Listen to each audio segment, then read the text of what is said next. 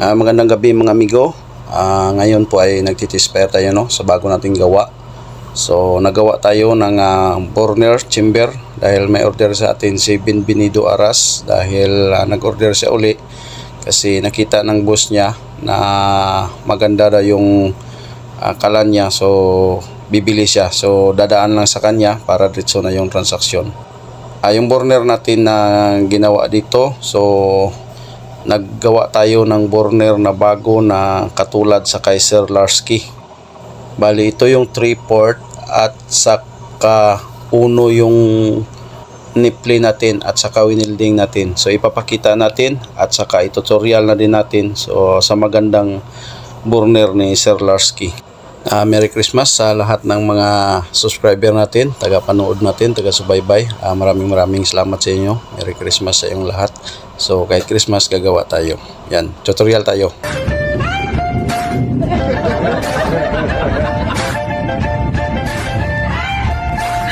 Please subscribe naman guys. Maawa kayo sa monkey.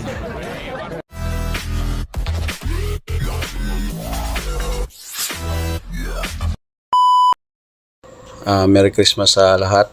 So ngayon gagawa tayo ng burner katulad kay Sir Larsky. So ang nipple natin na gagawin ay uno. Tapos yung ating coupling ay 3-port. So bakit sinabi ko na katulad kay Sir Larsky, no? Kasi kay Sir Larsky yung coupling niya sa ilalim 1/2, tapos 3-port yung linagayan na France coupling din. So ang nangyayari, ang sa gitna parang mayroon siyang reserbuan ng hangin, medyo malaki sa gitna. Yun ang kagandahan ng mga gawa ni Sir Larsky na mga burner. Kumbaga hindi ma-short yung sa taas niya.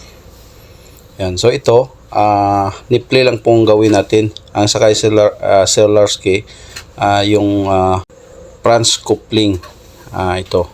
So ang gagawin natin, i-weld lang po natin ito sa ating nipple at saka cup.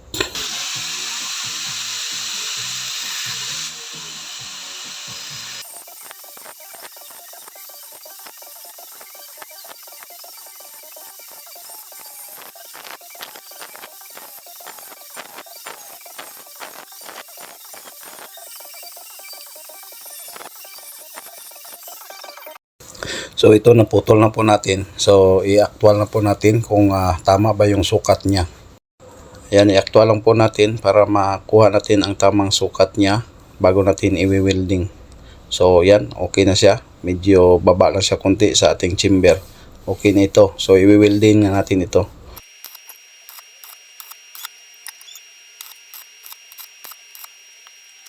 Ayan, ito. Tapos na po natin ng welding. So, ang gagawin natin ito, ipalamig lang po natin. No? Huwag nating basain kasi masubhan siya. Manigas yung bakal kung mabasa. So, hintayin na lang natin maglamig tapos linisan tapos ibubutasan natin. So, ayan. Nalinisan na natin. Yung oil extractor pala, inuna na natin binutasan bago natin welding para hindi tayo mahirapan. So ang sukat ng burner natin medyo mababa lang siya kaunti sa ating chamber. Ang sukat ng chamber natin ay 4 inches. So nagbaba lang tayo kaunti. So bubutasan na natin ito. So ito, natapos na nating butasan 32 holes po ito lahat. Ang drill bit pala na ginamit natin dito ay 3 piraso. Ang oil extractor ay 3.5. At sa taas ng oil extractor ay 3.5 din. Tapos sa third layer ay ito yung 2.5 na slanting. At sa fourth layer ay 1.5 straight lang. At saka sa top niya bali 1.5 din. 8 piraso din. So slanting din siya. Ang sa liig niya, ayan, straight lang po siya. At ang sa ilalim, yung sa third layer, yun yung pa-slanting paakyat. So yan po yung ito po yung design ni Sir Larsky na butas. 32 holes po ito lahat. So ito, susubukan na natin, no, para makita din natin kung ano yung performance niya.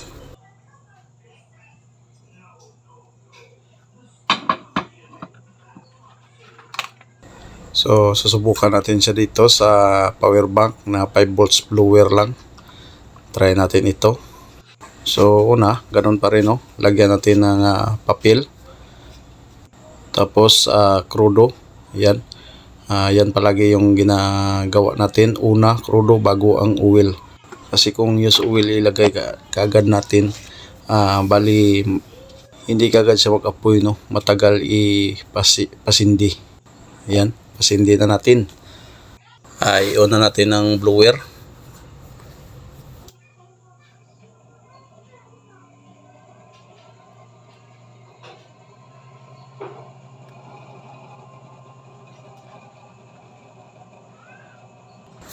Ito nga pala yung nabili ko na huli, oh. Ang order ko tuya blower. So ang pinadala iba. Na-scam tayo nito. Mahina ito, 1,000 to RPM lang. So mahina siya. Mas malakas pa nga itong 5 volts blower ko kay 3,500 ito.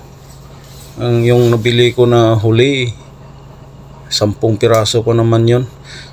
So yan, ipaubos muna natin yung papel, no, bago natin siya lagyan ng oil. Kasi kung lagyan kaagad natin ng oil, yung papel hindi mauubos, hindi mag-abo. Kasi yung oil kasi siyempre kuwan siya oil eh. So mas maganda ipasunog muna natin yung papel at paubos natin yung krudo bago natin lagyan ng oil. Ito na, ubos na po yung krudo at saka papel. So lagyan na natin ng oil. Ito yung tuya ko, kinuha ko para masubukan natin. Malakas yung tuya, oh.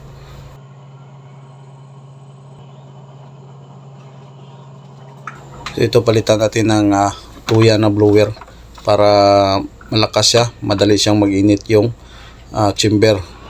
Yan, pasok natin dyan. Testing natin itong tuya. So ito, titesting na po natin yung mahiwagang takore na naman natin, no. So okay siya. Patayin natin yung ilaw para makita natin yung blue flame niya. So yan po, malakas yung apoy.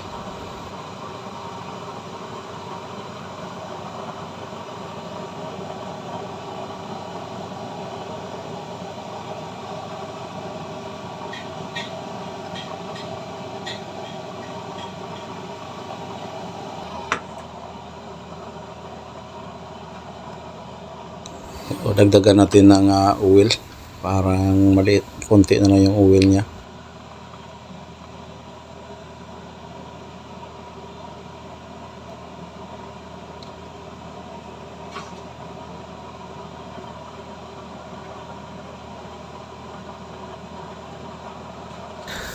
Yan sir, Bienvenido Aras. Boss, ito na boss, nagawa na natin ng burner chamber. So baka bukas gagawa na natin ito ng patungan, kasi nahiya din tayo, no, na nag-advance na si Boss Bienvenido, kaya kahit Pasko, so gagawin natin. Wala naman din tayong trabaho eh. Mas maganda magtrabaho na lang tayo kaysa mag-inom-inom tayo doon. At mahiya naman tayo kay Sir Bienvenido Aras, nag-advance na kasi siya. So doon sa boss niya din, mahiya din siya, no. So gagawin natin para mapadala na natin kung matapos na ito. Ayan, malakas po, no. Ito yung kagandahan ng burner ni Sir Larsky, no, na mayroon talaga siyang lakas kung palakasan mo siya. So okay na okay. Lumalagpas po siya sa gilid ng takori natin, no. Lakas. So yung nakikita nyo na burner chamber yun sa kabila, yun yung binigay ni Sir Larsky sa atin na burner, at saka yung chamber yung sa bro natin. So gitispire na natin yan, no. So maganda din yung apoy, napakaganda yung apoy niya. Yun yung burner ni Sir Larsky. So kung sino pong gusto mag-order ng burner na katulad sa kay Sir Larsky, so PM nyo na lang po siya, si Larry Mapanaw, no? Yan po yung Facebook account ni Sir Larsky. Mayroon din po siyang Shopee. So puntahan nyo na lang sa Shopee. So nagbibinta siya ng burner chamber. So yan po. So sana mag-order kayo doon sa kay Sir Larsky ng burner, o kahit burner lang o set ng kalan para matulungan din natin siya, no? Mayroon din kaunting problema si Sir Larsky, so kaya tulungan din natin siya. So napakaganda yung mga gawa ni Sir Larsky na mga burner chamber, at saka mayroon din siyang mga set na gawa. So puntahan nyo lang po sa kanyang Facebook account, Larry Mapanaw, or sa kanyang Shopee ay Larsky ang nakalagay doon. So yan po, pinalitan natin ng ating 5 volts blower. So okay na siya, no? Pag mainit na siya, lumakas din siya, lakas din yung ating 5 volts blower. So ayan po yung apoy niya. So shout out po sa lahat ng gumagawa ng kalan, mga subscriber natin, mga supporters natin. Maraming salamat po sa panonood ninyo, sa suporta. Thank you. Merry Christmas sa lahat at advance Happy New Year.